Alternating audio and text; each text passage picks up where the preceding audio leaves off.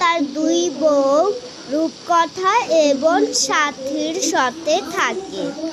সাথী খুবই ছোট ছোট জামা পরে এবং খুবই অহংকারী। অপরদিকে রূপকথা খুবই ভদ্র এবং শিষ্টর, খুবই ভালো মনের একটা মানুষ। আমরা সেলফি করবো না তো কার সেলফি তুলবো? আর একটু তুলি ইনস্টাগ্রামে দিব না? ইনস্টাগ্রামে তো দিতেই হবে, না হলে কি আর হবে? আমি দেখতে হবে না আমি কত সুন্দরী একজন মেয়ে। ইগো বড় বৌমা, ছোট বৌমা, কখন থেকে ডাকছি তো এদিকে আসো তো। জি মা আসছি, দাঁড়ান। এই তো রান্না করছিলাম তো ভাতটা বসিয়েছিলাম, এই তো ভাত হয়ে গেছে, এখন আমি আসছি।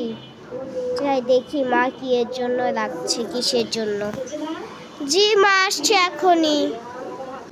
হ্যাঁ বল দোস্ত। হ্যাঁ হ্যাঁ হ্যাঁ, ওই তো ছবি ইনস্টাগ্রামে দিছি, দেখ দেখ দেখ। এই দোস্ত একটু রাখতো, আমার শাশুড়ি ডাকতেছে। উফ, এই বুড়িটা আবার ডাকে কেন? একটু রাজের সাথে কথা বলতেছিলেন কেন যে বিজয়কে বিয়ে করলাম, রাজকেই করতাম আমার সোনা বাবুটাকে। জি মা বলুন, কি হয়েছে? আপনার কিছু লাগবে? কি হয়েছে? এটা কি বুড়ি, কি হয়েছে? আমার ফ্রেন্ড রাজের সাথে একটু কথা বলতেছিলাম। এই ছোট বৌমা সাথী, এদিকে আসো। যত সব ফালতু।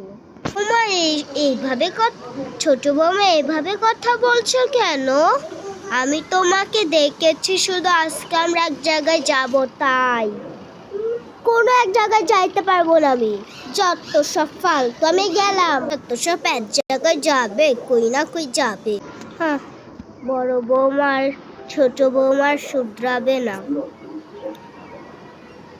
থাক মা এরকম।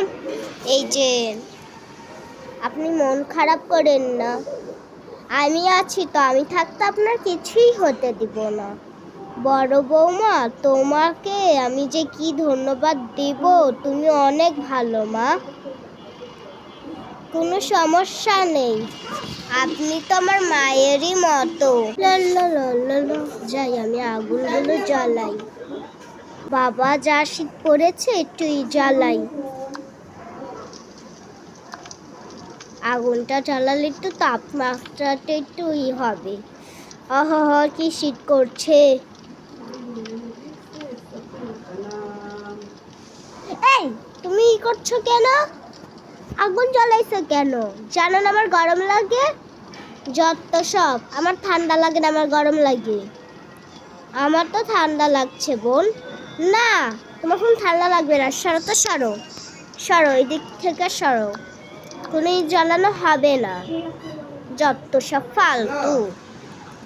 বৌমা তুমি সব কি পরেছো? ছি ছি ছি, এত ছোট ছোট জামা, আল্লাহ মাফ করো। আল্লাহ, ছোট তুমি সব কি পরেছো? সাথী, ছি ছি ছি সাথী, আমার নাক কাটা যাচ্ছে তোমাকে দেখে। শোনো রূপকথা, নিজে তো করতে পারে না, তাই জলে গানা। আমাকে আমার ছোট হতে পারি, কিন্তু আমারও কিন্তু মুখ আছে, আমার মুখ না আমি অন্য জায়গায় ফিরে আসিনি। সাথে আমি তো এইটা বলছি না। ছি সাথী। এই বুড়ি চুপ থাক, চুপ থাক। বুড়ির সাথে আসতে যে আমার নাক কাটা যাচ্ছে।